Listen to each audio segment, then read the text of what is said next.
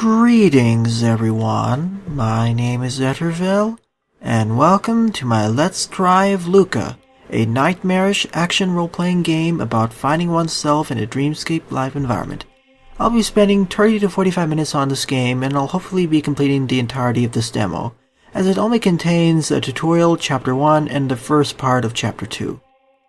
So let's get started. I would like to apologize in advance on something. For some reason, this game does not play well with my screen recorder, so I had a lot of problems with recording this without getting a lot of skipping all over the place. So my apologies in advance if there's a bit of skipping here and there. I don't know how to fix it, and I had to switch over to a different recording setup, but even then there may be some hitches here and there. My apologies, as this never occurred in any other title, and the CPU usage isn't being overused in the first place. But with all those problems out of the way, let's get around to the story. So, yeah, our entire being is falling apart. And another reason why I'm covering this is because it also has a rather Dark Souls-like combat system, or Soulsborne-style combat system. That being really punishing but really rewarding at the same time, where you can't cancel out of animations and you have to commit to all of your actions. Now, this is a 2D top-down action RPG, so no 3D perspective to worry about. And this title is in development by Colin, Horgan, and Nicolo Telesca. My apologies for butchering your name. And this title will be coming out in 2017 or 2018 if I recall correctly. Alright, here's our main character, LUCAH. I think he's a boy. And as you can see here, the aesthetic is quite striking. It is a little bit minimalistic, but it gets the job done. As we can see, we started out in this environment of sorts. And we can see it's kind of like a mausoleum as there's lights coming out. It is very striking as we only have really a grayscale environment, well, black and white only, but the shadows and everything combine to make a rather eerie atmosphere. Which I do appreciate, as it really distinguishes itself from the pack of most other indie games which follow an 8-bit retro style or aesthetic. So I quite appreciate this hand-drawn style. It's minimalistic but also detailed in the same way, as it's minimalistic in terms of colors, but it makes up for it with all the chalk scratches or whatnot. Okay, I can press J to fire my familiar, and I can use K and L for light and heavy attacks. So here's our first enemy. Oops. And thankfully the enemies do actually telegraph when they attack with that flash, so that's appreciated. And this wave of darkness means that we cannot progress backwards. Good to know. Now I did go through most of these first areas, but not Chapter 1, mainly because I need to get testing working, and that's where I found the skipping issue. On the top left we have our health bar, our stamina meter, which is in blue for a different reason. It's not a mana meter. And the purple thing is our charge bar, and we use it up by firing our familiar. And we recharge that by attacking enemies. So we don't have a mana bar just yet, but our charge meter, well, we basically have a charge/rage meter, health, and stamina. Neat anyway. And we can't get past those red splotches, mainly because we need to open up something first or collect something. So we collect some rewinds. On the top right we can also see that's a corruption meter, which doesn't do anything. Bottom left shows the number of retries we have left or resets, which allow us to actually, when we enter a combat encounter, which I'll do right over here, if I press R, it'll reset me back to the beginning of the encounter, so with all my stats, or the stats I had just before entering the encounter intact. So in case I make a mistake like here, so as long as you're in the battle and you're near death, you can just press R to reset all the way back to the beginning. Which can be a double-edged sword, because if you're right at the end of the boss fight and you hit use a reset, you go all the way back to the beginning with all of the vitals you had beforehand. And on the bottom right is the number of souls or something that you can spend at campfires in order to upgrade your character. So we already saw J, K, and L. We can dodge by pressing the spacebar, and we can sprint by holding down the spacebar.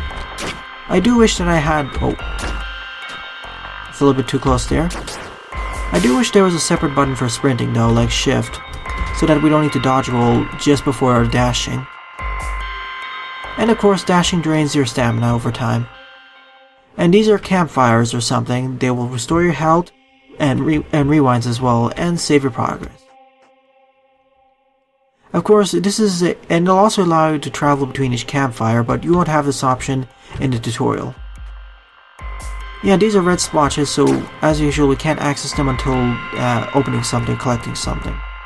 Like this. So we collected our second mantra, the arrow ability. Mantras are basically our basic attacks. The base mantra we get, the cyan blue one, is called Luna, which is medium range, medium damage. The arrow ability is lower damage but a higher range, so we can attack enemies from farther, like here. But I'll stick to the Luna ability for now. But the arrow ability will be really useful later on when we have to worry about enemies who have much larger attack radiuses. And the music right now is rather atmospheric. Now, even though these are red splotches here and there, they do get the job done overall.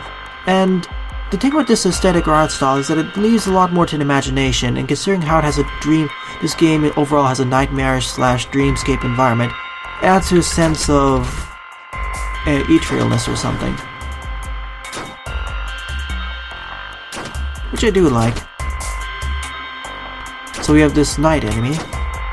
Even the enemies seem to be kind of minimalistic, but you can roughly see what they are, and then you can use the rest of your imagination to figure out what the rest is.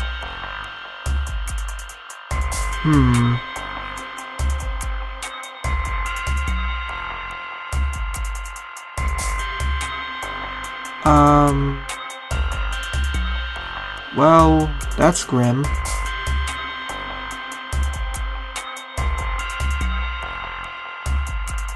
Okay then, that's rather grim, but it's fitting of this aesthetic. As I was saying, this aesthetic is a little bit minimalistic in terms of color scheme, but the way the details and striking aesthetic work out, it really means that players have to make up their imaginations, or use their imaginations to figure out how horrifying some of these monsters are. And later on they get rather abstract in a way. So it is quite unique in that regard. But we can roughly see what each character is based off of. We just need to use our imagination to fill in the gaps of what each area and character is. So we had to basically get the Sword of Dave or Mother's Sword in order to open up this gate. And you saw the split pad over there. Each of them give you a different item, and each one will loop back over there. So here's our first boss, the Harbinger. You don't actually need or Harbinger. Yeah, Harbinger for some reason. I'll call it the Harbinger. But basically, you don't actually need to win this fight in order to advance. You can die to it and advance to the first chapter, but I will try winning against this fight, mainly because if you do win, you'll get some extra souls. Well, I'll call it souls for now because I don't know what else to call it. And it hasn't been officially named yet either.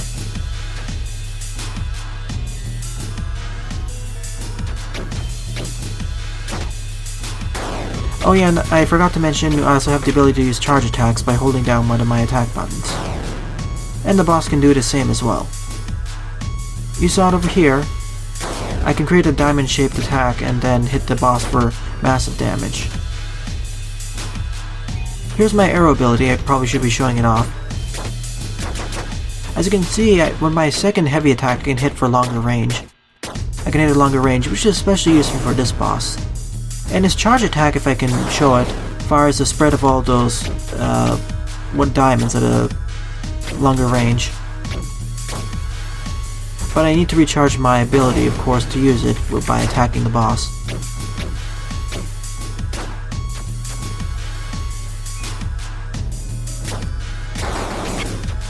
Yeah, this is not going well. The boss actually has 3 attacks. One of which is to create that diamond-shaped pattern, which it also telegraphs. The other one is when it does 2 of those slashes, which are medium range. The second one goes a bit further. And when it does that, it'll do 3 claw slashes towards your position. Thankfully, you'll know it'll do it when it actually has its claws upwards.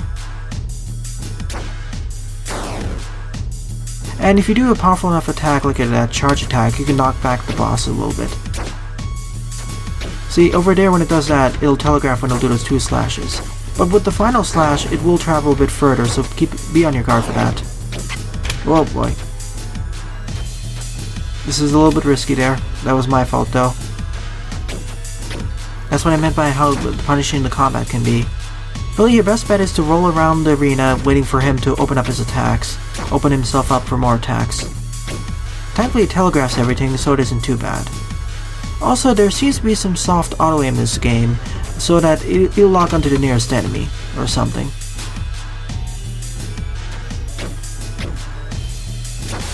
There we go, the Harbinger has been defeated, or Harbingers it's called. And apparently that was just a dream. Really, this game is supposedly LUCAH is trying to find himself in this nightmarish environment, but there seems to be a lot of crazy things happening, so I'm not sure what's going on now.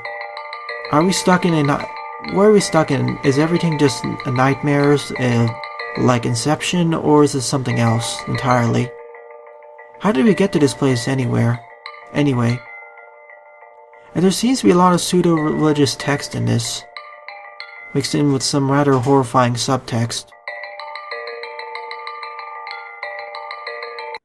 And there are a lot of subtext of cleansing, rebirth.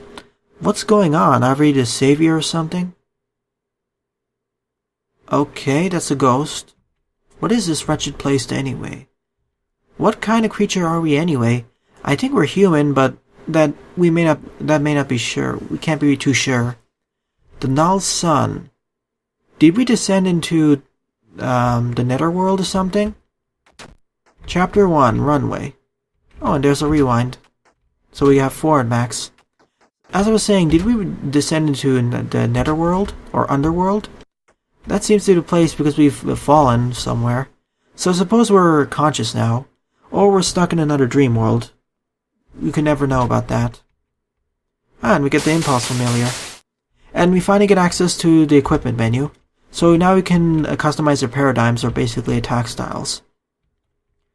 So here's Luna, but I'll be switching out something. We can switch out our main weapon, or main mantra, our sub-mantra, and our whatever our utility does.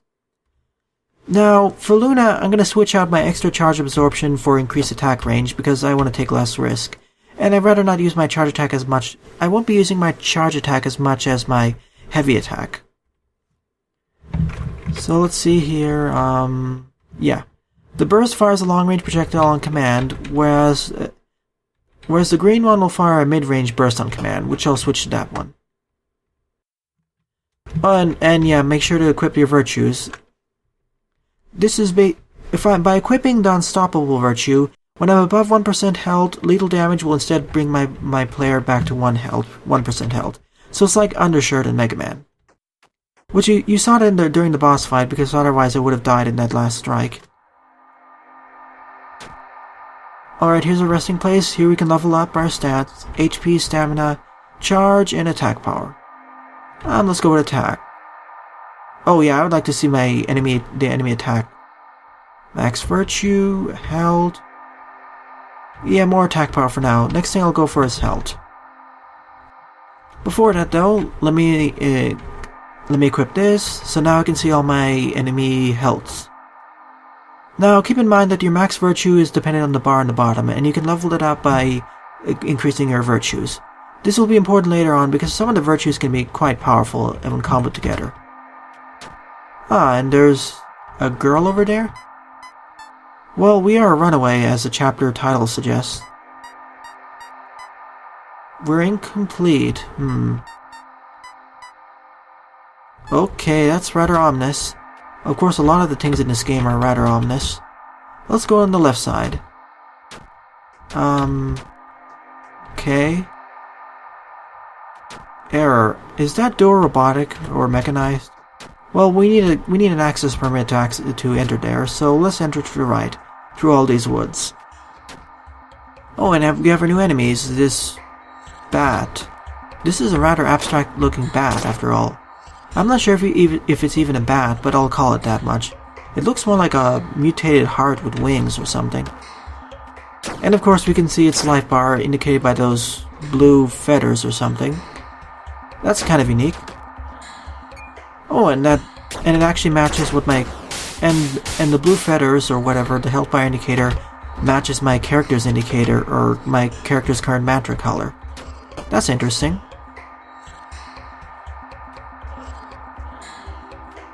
And now we have spiders, I think. And just like all enemies, they actually telegraph when they're going to attack with that, whatever that signal is, or charge. Boy, these enemies die in quite a bit of splatter of blood, I think. If there's another thing about the striking aesthetic, it's that everything excluding the player is either red, white, black, white, or red. It seems like all hostile enemies are a shade of red, and the player is basically the background is black and white, all enemies or hostiles are red colored, and the player is the only creature who can change colors. Well, that's a nice way of distinguishing between friends and foes, which I do appreciate.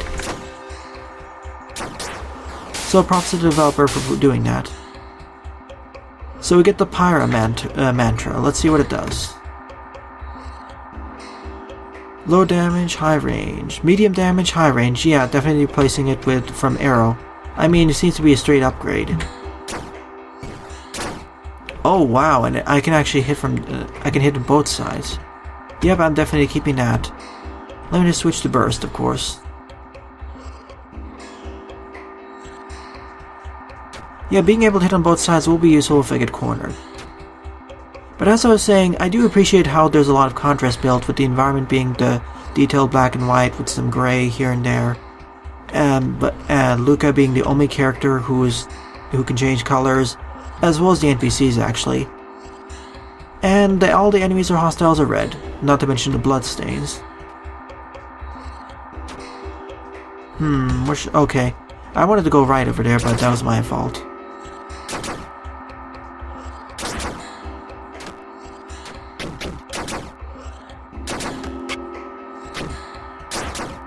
Ow.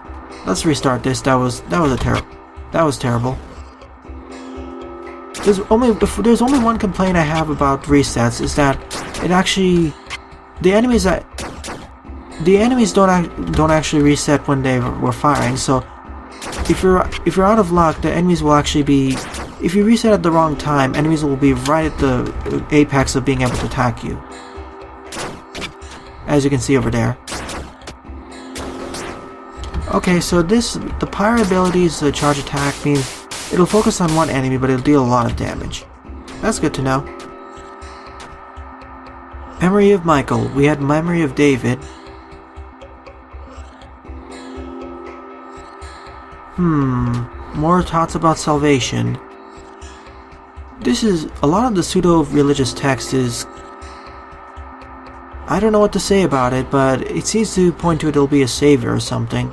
And we already saw in that dream sequence at the end of the tutorial that we're being reborn or something. Okay, we have this octopus or Cthulhu-like creature. It has 8 bars of health, so of course it's a mini-boss. And I also got the parry ability a bit earlier, which I forgot to mention, my apologies. What that means is that if I time my attack just at the right time, I can cancel an enemy attack. So I assume I have to attack them just as that targeting reticule of when the enemies are going to attack comes. If I attack them just as it comes over there, it'll cancel out their attack. I've noticed that happen when I've been attacking some of these enemies, because I've been able to cancel some of them.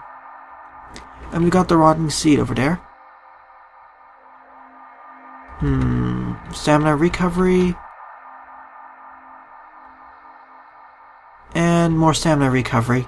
So I have 3 recovery, but I will need to get more charge absorption and attack power. Stamina and stamina recharge is probably going to be my best option. And something else to note, that this is a pre-alpha, so a lot of these areas are still unfinished and quite a bit of the game will be updated later.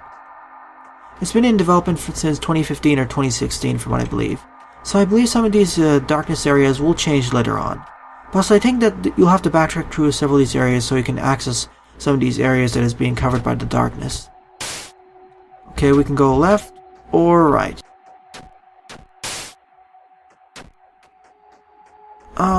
Let's go left for a change and see what's over here. Might as well. And we have... Okay, so it's a chain ball-like enemy. I don't know what to say about that. Like I said, the enemies are getting rather abstract, so I'll just call it a rolling ball enemy, or ball enemy, because it tries to ram right into me. Just like that. Ow. And as you can see, it can just easily stun lock me. So you gotta be really careful when trying to face it.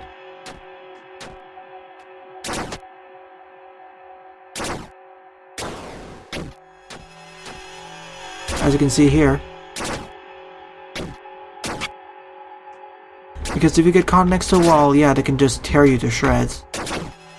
Oh. Like I said, Dark Soulian-like combat, so it's not you can't really roll out of attacks.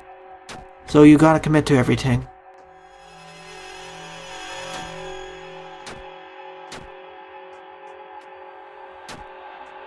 Okay, now we have these knights again, as well as the ball enemies.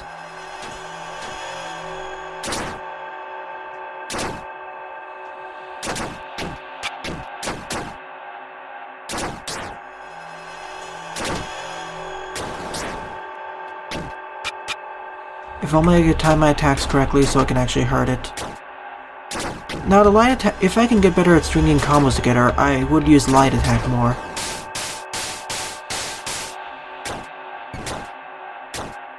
And you can switch the mantras right in the middle of combat for true paradigms, so I suppose there is you could combo in chain combo in heavier attacks with lighter ones. Oh, I'm gonna get the anima mantra. Let's see what it does. So this is mid-range, mid-damage, low-range, high power. Huh. Wait, it said damage and it said power. Okay then. I don't know what the difference between power and damage is. I guess I'll have to take a look at that. Still didn't collect any new items for my companion though.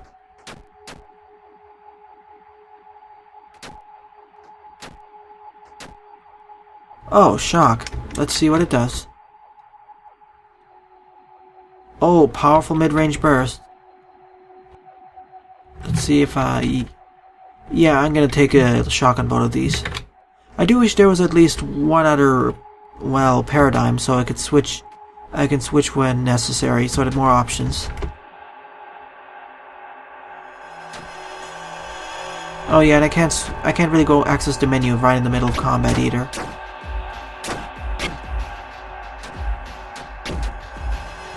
I'm trying to move out of the way, but it's not working. Oh, and that's my first stat. Yeah, see, this is not a high damage at all, it's very low damage, but my powers do quite a bit of a punch. So yeah, I'm not really gonna be using it. I don't really rely on my powers that much.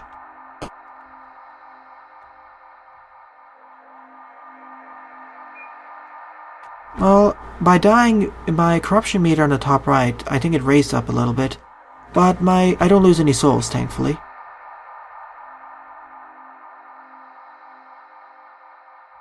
Alright, let's travel right back to the... Well, actually, I'm already in the forest, never mind. So let's take the right route this time and see what leads up there. More ball enemies, of course. Yeah, I feel like in this game you're going to have to do backtracking quite a bit if you want to get all the extra items. Like here in this case, because if I took the left route I would have to just teleport back to that earlier campfire in order to access this area. Especially because the darkness will block my way back. So it will force you forwards. I feel like that darkness path will open up later on. Once again, I apologize if there's skipping in this video. Like I said, I tried doing a lot of testing, but nothing worked out.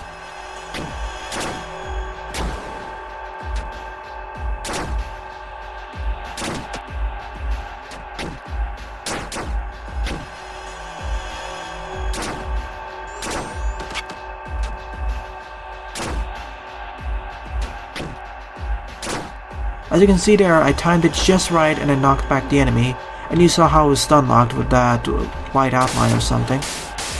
And in any case, the enemy was stunned backwards or parried. So if you time it right, you can do it just to bosses as well. Which is really powerful when you think about it. Because You could have done it to the intro boss as well, if you were skilled enough, which I'm not, of course. Wow, that was a nice power usage.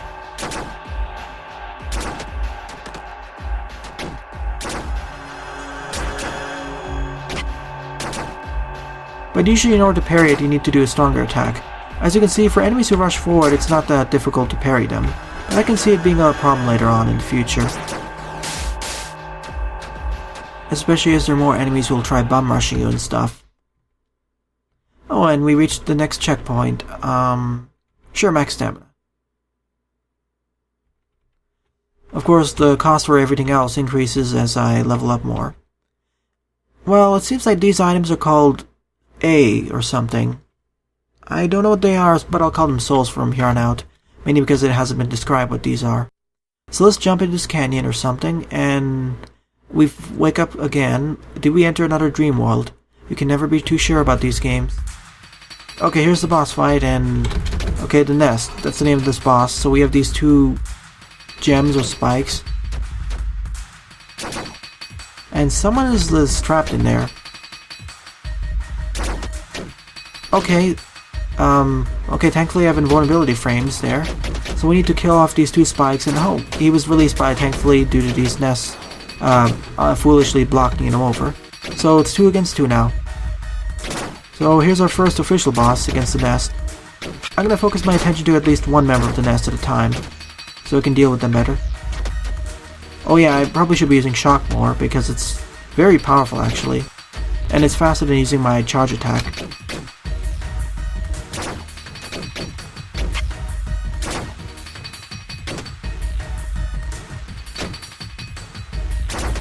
As long as they split their attention between me and that character, I'll be in very good shape.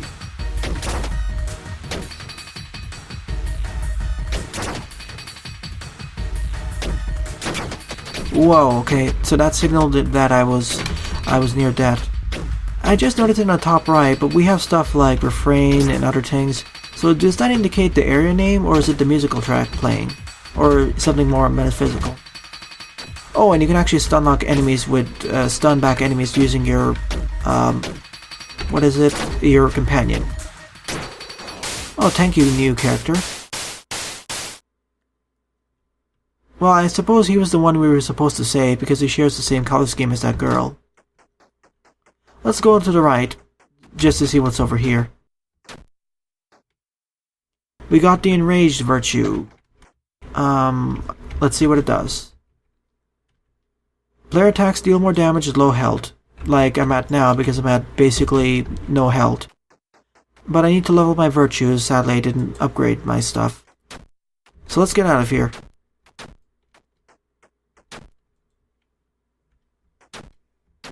Oh hey, this loops right back up to where I was before. Neat, that's why that area was covered by darkness. We got the cross insignia. This is where the girl was, so thanks for dropping it there.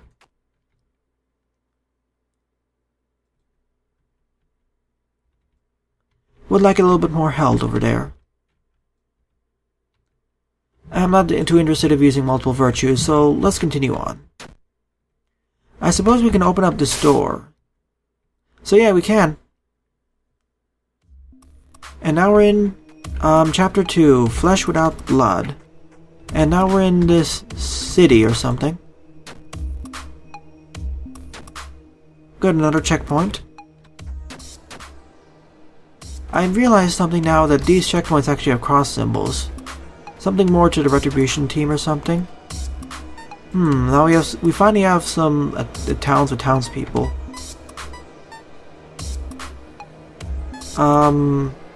Okay then. Is he digging into the ground? Okay, they're all muttering about salvation or something, and about fodder. Okay then. And the salvation about mentioning all the blood and everything, yeah. I'm starting to wonder if this entire adventure is taking place in LUCAH's head, and it's really his thoughts about forgiving himself or something. The below, aka the well. Now, it was explicitly mentioned in the demo instructions that this is the tougher area, but I'll go through it anyway. Okay then. A lot of things about absolution of guilt through pain, so okay. Let's enter the well and see if I can survive this. Okay, we have these knights.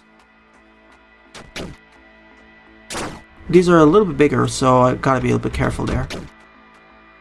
Thankfully I can lure them around a bit.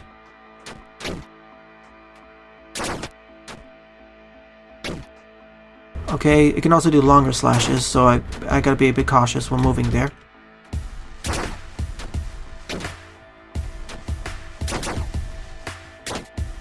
There we go. As you can see, I can even knock it out. I can even knock it out of its attacks using my quick attack. That's neat. Okay, here are enemies moving. Okay, I better deal with these projectile enemies first, so I'm not caught in a bad situation.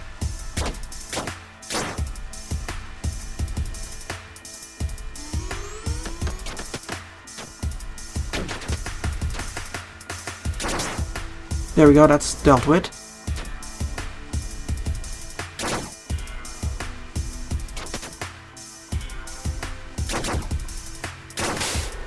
I want to play it safe so I don't die.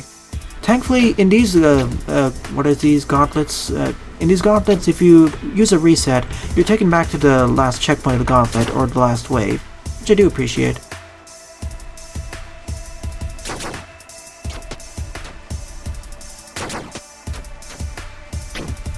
Well, that was a bit close there.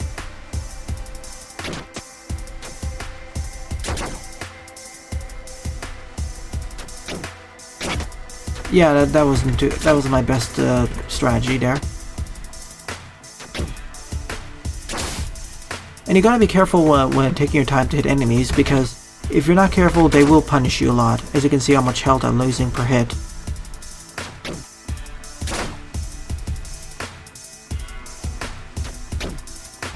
At least by using dodge rolls I can lure them around, oh boy.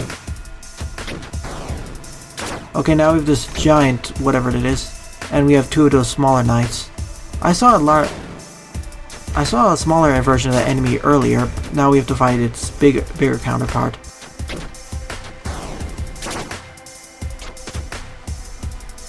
And the verse here is called Punishment. Okay, this is punishing after all. I really don't want to take care of the big one until I can take care of these smaller ones.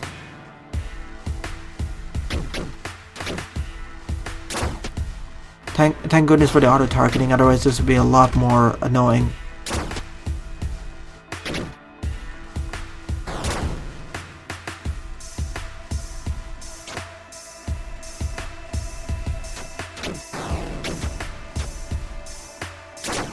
And I want to stay away from that big one so I don't get a combo to death or something.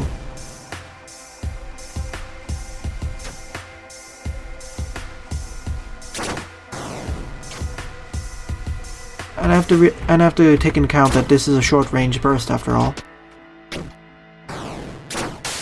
Okay, I took care of one of them. Now I need to take care of this one. Alright, now just the boss is left over. Gotta keep my cool and hopefully I'll win this. Okay, it does one big slash.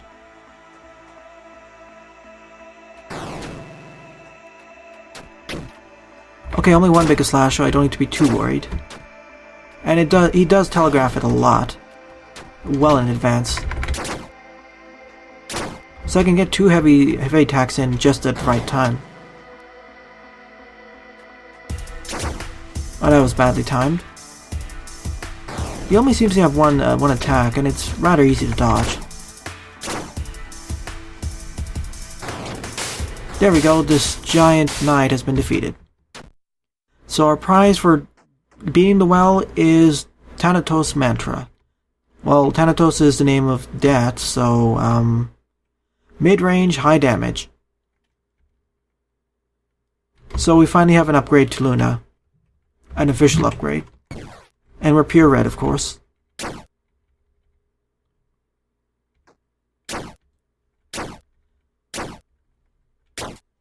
Let's see what it's... Oh, I don't have enough power.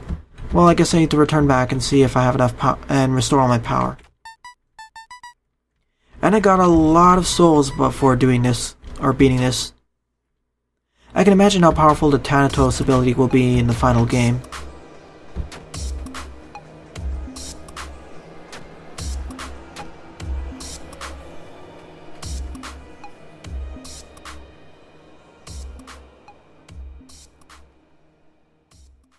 Well, I'm reaching the end of the game, so it's not really doesn't matter as much, but might as well just use it. Let's see what its power is. Whoa, okay then. Let's try it again. That's a really big shockwave. It's much bigger than Luna's. So that will be useful in a large group of enemies, provided I actually got this earlier. Okay, let's go north toward through this strange town. Okay, even more talks about salvation and rapture. What's going on in this world?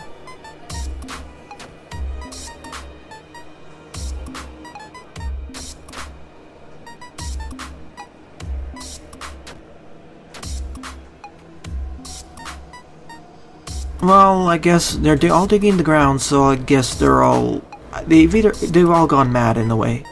Oh hey, and here's the person we saved, or helped save us actually. Okay then, so that's a priest I presume. Okay, time to get cleansed, I suppose. Yep, no way getting through that, so... Well, I guess it's time to get cleansed. In that pool or something. Once again, we have the starting words, dream. Is that going to be a common theme throughout the game? It's really more like a nightmare.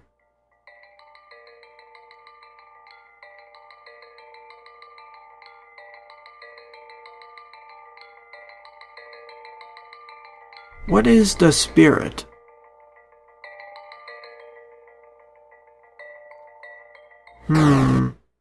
Wait a minute.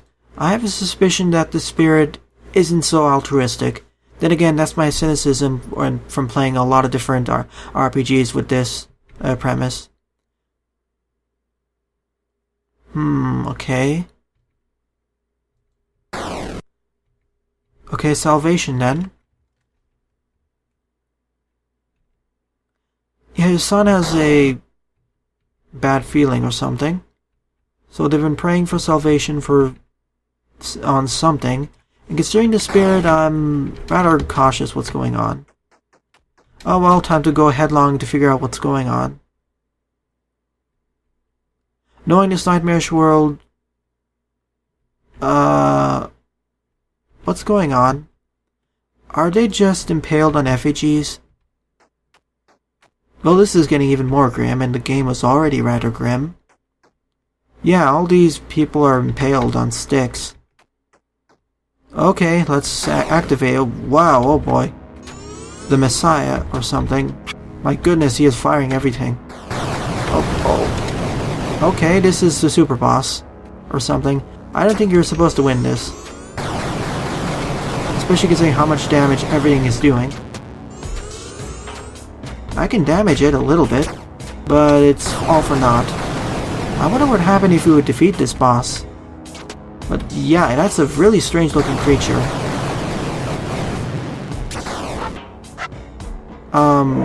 Okay. Even if you take too long in the boss fight and not die, well, you're immediately impaled and turned to an effigy as well. Well, that was a rather grim end. They were praying for salvation and got murdered by the so-called Messiah. Alright, then that was the end of LUCAH. The final version is coming out in 2018. This was quite an interesting title. I quite enjoyed the solid combat with all of the different mantras, aka attacks and special abilities you can use. And you can customize your mantras with sub-abilities and, of course, your helper in order to get through a lot of different scenarios. Each of the enemies is rather strange in a way, and kind of horrifying if you think about it. And the art style and slash aesthetic supports this thing, leaving up the horrific things to the imagination. Plus, adding all of the rather vaguely salvation, the cleansing, retribution, pain, pseudo-religious text adds to this feeling of the game being something is going wrong in the world. It's a rather dreamlike world, and I don't know if it's real or not, and what if it's a lair of nightmares. I wonder if all those questions will be answered in the final game, or rather it'll still be vague. I would like to see them in the end, so... Plus, I did like how we have control over each of our stats, just like in a Soulsborne-like game, so I do appreciate that. Now, this game isn't really appealing as, let's say, Hellpoint, which is another Soulsborne-like title, but I still would like to see how the final game will turn out. Well then, thanks for watching, and have a nice day. Toodles!